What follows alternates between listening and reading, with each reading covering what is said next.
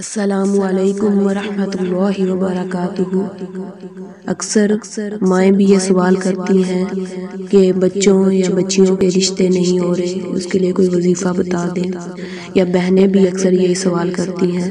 تو ان سب ماؤں بہنوں کے لیے ایک وظیفہ میں بتانے جا رہی ہوں۔ سورہ قصص کی آیت نمبر 24 ہے۔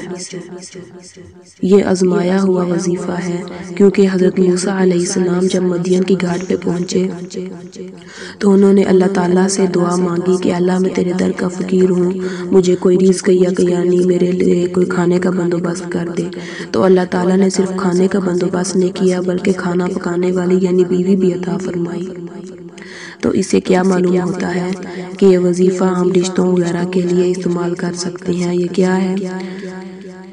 رب انی لما انزلت الی من خیر فقیر، رب انی لما انزلت الی من خیر فقیر۔